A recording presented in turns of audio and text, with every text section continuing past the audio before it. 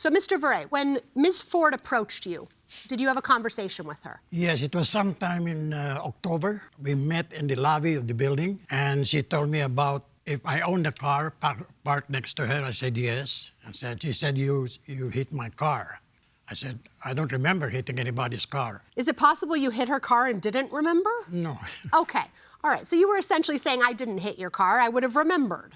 Yeah, because her narrative today is very different from what he told the court when he filed the case. This is what she said on her statement. He parked on my right passenger side of me, and I came out and see my car smashed by his car. And two people saw what happened. At this point, Ms. Ford, had you spoken to anybody who said they knew it was him? It was a couple of neighbors. They don't want to be involved because everybody like him. He's a likable person.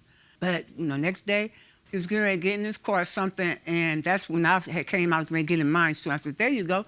I showed him the car. And, he said, no, I don't think so. He said, you sure? It didn't happen out there?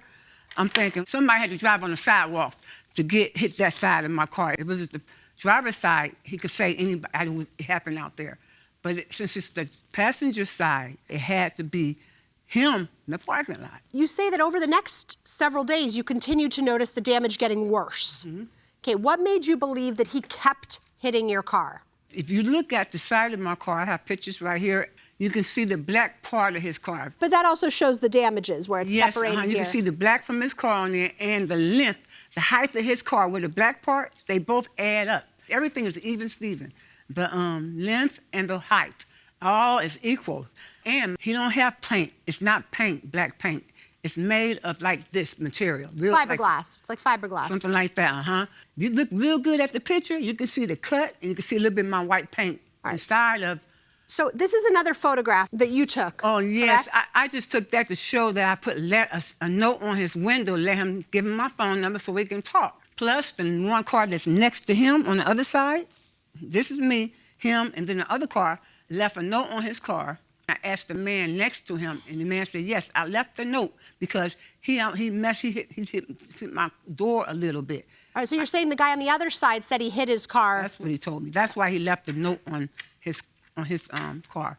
All right, Mr. Verre, is it possible that you were dinging the plaintiff's car when you were pulling into your parking spot and just didn't realize it? No, because when you park your car on a limited space, you don't do it on a high-speed scenario. You just move in little by little, slowly, in order not to hit anybody's car. And that's what I've been doing. And the fact that she said I hit her car and she went out of her car and she told me that I hit her car. I didn't say that. I wasn't in my car. It was here on your statement. You would have known it. All right, hold on. So, Ms. Ford, you say that a couple of your neighbors told you that they saw him hit your car. Mm-hmm. Is that correct? When was that? That was right after I did the police report. I know a couple of people that live on the side where you can see the parking lot. Okay. And she said, yeah. I said, well, can I at least get your number and your name so I can take it to the court? They said, no. I don't want to have nothing to do with it. No. Right, but what did they tell you? They said on more than one occasion or just one occasion? Just one occasion. Two people were looking out the window, and they were standing looking out the window and seeing it one occasion. If the contact was enough for these neighbors to be able to see it, you'd have to agree with me that it would be hard for Mr. Verre to not know he was hitting your car, which essentially means that he's lying to us, is what you claim. I don't want to call nobody a liar, I know you're not. Lying. I know you're not, and I appreciate that you haven't gone there. Hey, we can take a lie test. You want to get a lie test, see if he take it. If we had a lie detector test, this would be a whole different ballgame, let me tell you.